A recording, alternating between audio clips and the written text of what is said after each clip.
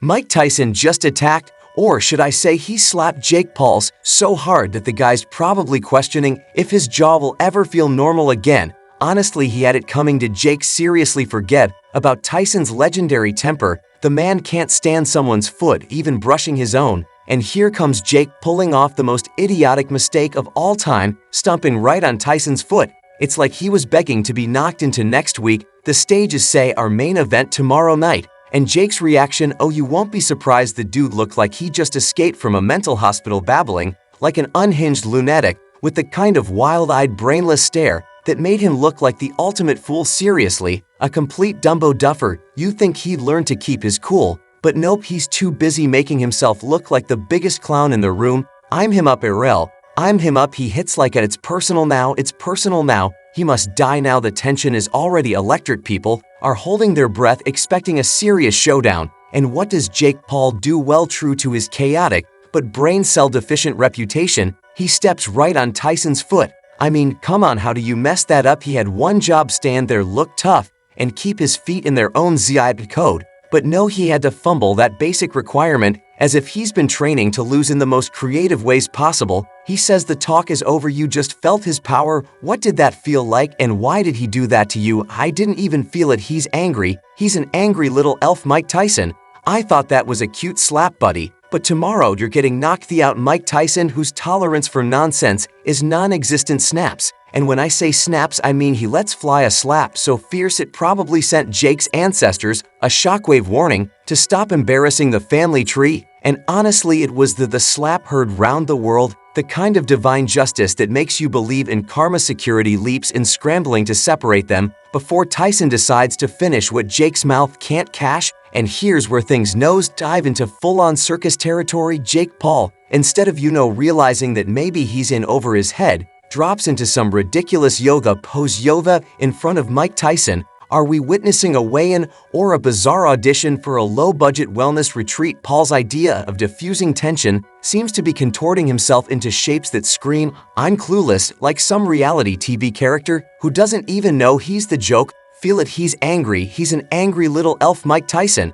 I thought that was a cute, but wait, there's more, because Jake Paul's mouth has never learned when to stay shut. He looks straight at Tyson, this absolute legend of combat sports, and calls him an angry little elf. Are you serious, Jake? The man has a bite force stronger than some wild animals, and you're throwing out insults better left for kindergarten playground grounds. It's as if Jake genuinely believes that his trash talk makes him tough. Spoiler alert, it doesn't. It just makes him sound like an attention-starved child who still believes in his own superhero origin story. Knocking Mike out. Mike, I know you think you're going to win this fight, but be prepared. I'm knocking him out in the 4th or 5th round. That is how it is going. And then the pesta resistance. Jake grabs the mic, and here it comes, his grand villain monologue, except it's more deranged than attic. He must die, Paul bellows, channeling all the worst parts of a wannabe action movie character. The crowd is probably half expecting him to summon a villainous laugh track, but really it's just tragic. It's the kind of moment that makes you wonder if Jake Paul thinks he's actually starring in a blockbuster movie where plot armor will save it. Sorry, Jake. This is reality, and your acting is as bad as your fighting will be. Mike Tyson, meanwhile, does the coolest thing possible. He just leaves because Tyson's not here for the circus, the clown show, or the childish dramatics. He's here to a fight, and he knows that words are meaningless when you're facing someone with real power. The world is excited to see you one last time. Perhaps can you just tell us the emotions, the thoughts that are going through your mind right now? Talking's over. Why did you push in there? Done. All right.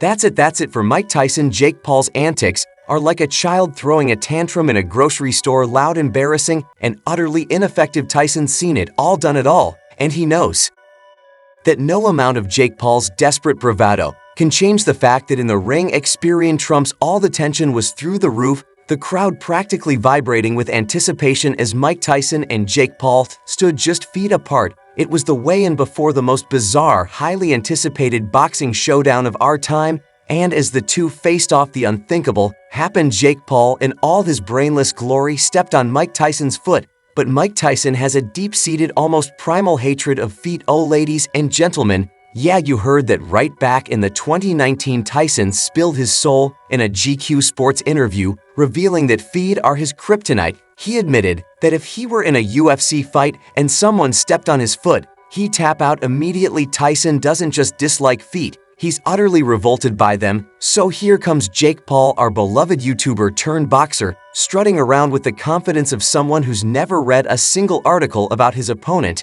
and he manages to stomp on Tyson's biggest nightmare. I've accomplished all of my dreams and goals by just working hard and believing in myself, and that they can too. So then you want people to be like, I need to believe in myself. Exactly, that's a good message, and manifest things into reality. I know in the same time as you, while not taking it too serious. Yeah, not like taking things too serious. That's a good message. I had a little fun in everything. You're really good at that, not taking things too serious. Yeah, I guess so. Are you a serious guy in your everyday life?